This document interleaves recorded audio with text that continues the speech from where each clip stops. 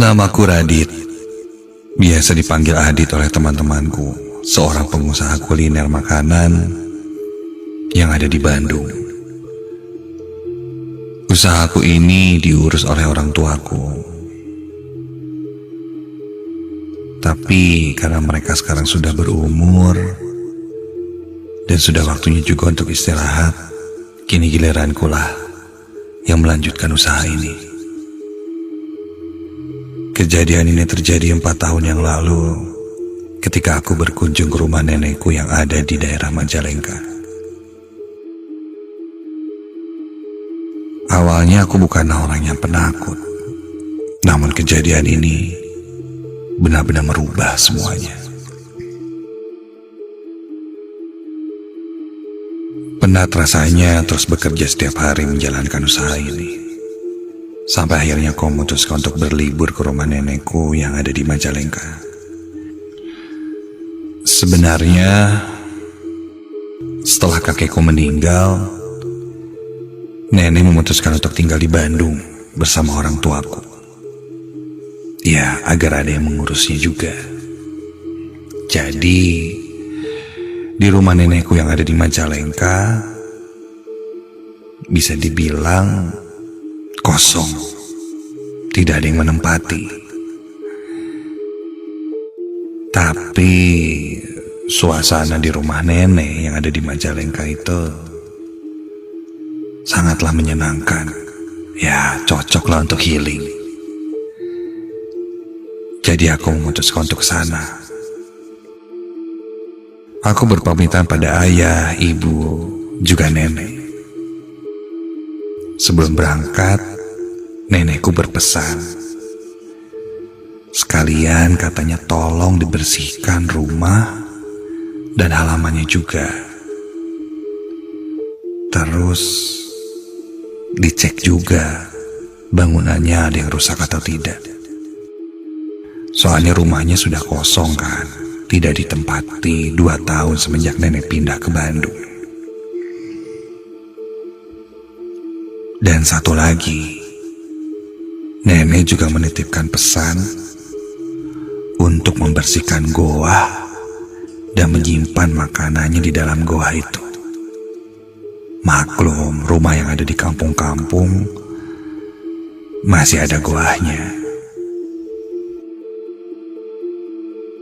Goa bisa dibilang adalah tempat menyimpan makanan seperti beras yang disimpan di dalam gentong khas orang zaman-zaman dulu. Dan nenekku juga suka menyimpan sesaji yang disajikan di atas nyiru atau nampan. Dan biasanya sesaji itu disajikan untuk karuhun atau buyut yang sudah lama meninggal. Kata nenek, hal itu dilakukan untuk menghormati karuhun-karuhun kita. Aku pun mengiyakan. Berangkat pagi itu sekitar jam 7 dan jam 11 siang aku sampai. Rumah nenekku itu berada di dekat kaki gunung. Jadi memang agak jauh dari jalan raya utama. Harus menempuh jalan, naik ke gunung, melewati jalan yang isinya hutan. Tapi aku menikmatinya. Ini yang aku butuhkan. Udara yang segar, pemandangan yang indah. Sangat menyenangkan. Sesampainya di sana, aku menitipkan mobilku di rumah Teh Eis yang berada di dekat dengan jalan di kampung itu.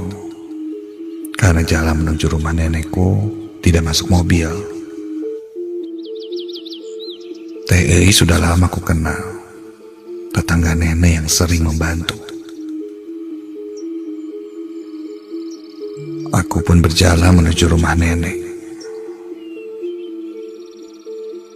Sampai di rumahnya, benar saja, ternyata rumah ini sudah sangat kotor dan berdebu.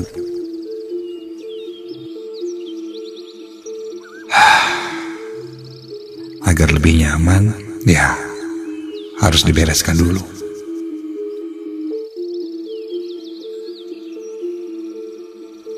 Aku pun lanjut membersihkan rumah.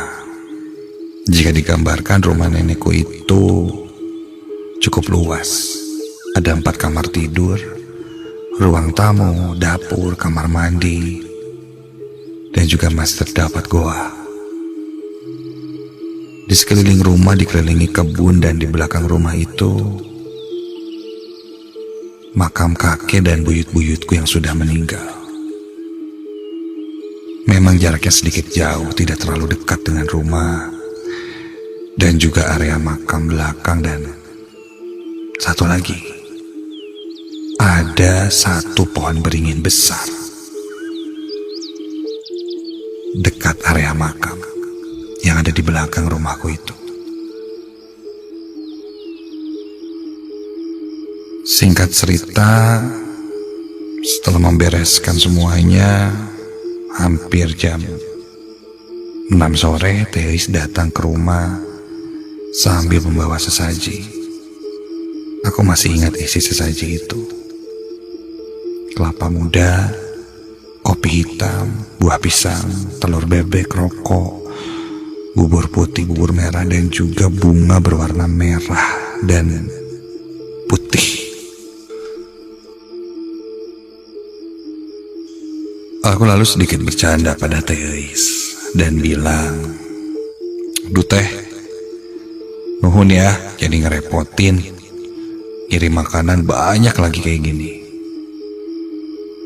Theis bilang katanya ini bukan untukku, tapi untuk disimpan di goa.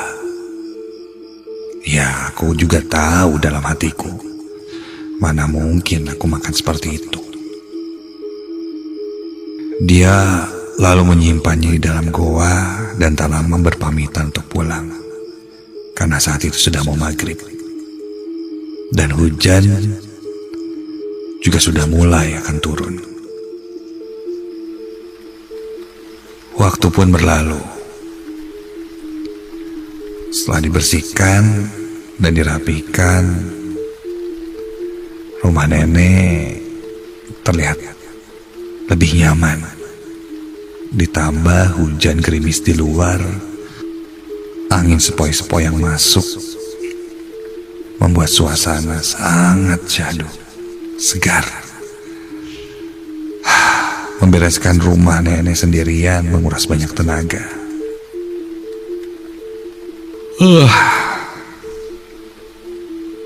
Sebelum nantinya aku beristirahat, perutku terasa lapar. Tadinya aku mau ke warung untuk membeli makanan, namun karena di luar hujan dan itu cukup deras, membuatku malas untuk keluar rumah. Tapi perutku ini tidak kompromi. Entah kenapa terlintas di pikiranku untuk mengambil salah satu sesaji yang tadi disimpan Theis di goa. Lapar sih.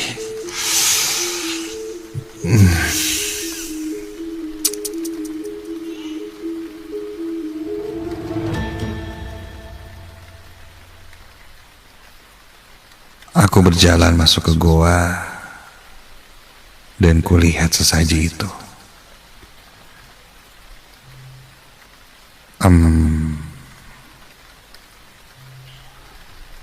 Kayaknya gak akan apa-apa kali ya kalau aku makan satu daripada kelaparan. Ini aja deh, buat ganja lumayan. Pikir-pikir, masih aja ya ada orang yang nyimpan beginian. Aneh sih, tapi ya udahlah, gak ada yang tahu juga kayaknya.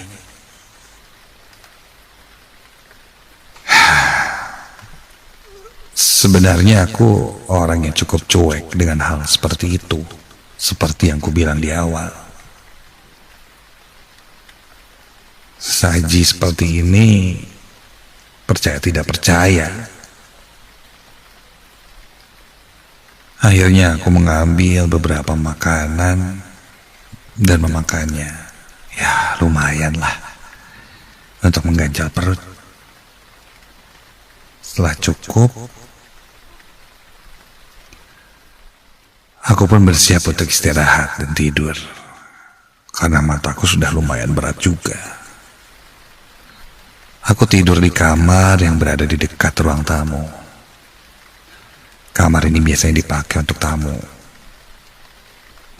Suasana yang dingin, sejuk, suara rintik hujan membuatku tak lama langsung tertidur.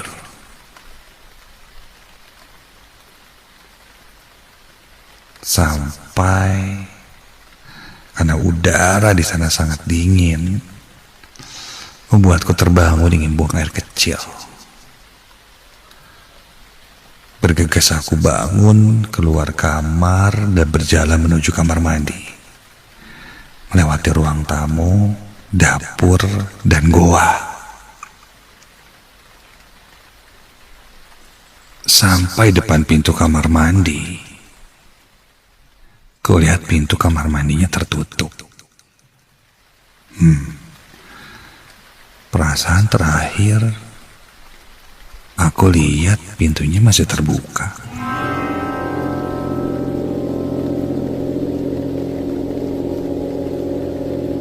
Kok sekarang tertutup ya? Dan terdengar ada suara air dari dalam kamar mandi, seperti ada orang. Hah? Siapa? Perlahan aku pun membuka pintu kamar mandi itu. Dan ketika aku buka, astaga, siapa itu? Tersontak kaget ketika aku melihat seseorang di dalam kamar mandi itu.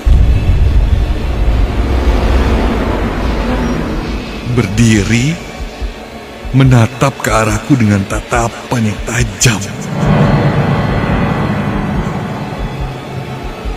Sosok seorang nenek-nenek dengan wajah yang marah. Badannya kurus, kering, rambutnya putih, terurai, panjang, dan wajahnya terlihat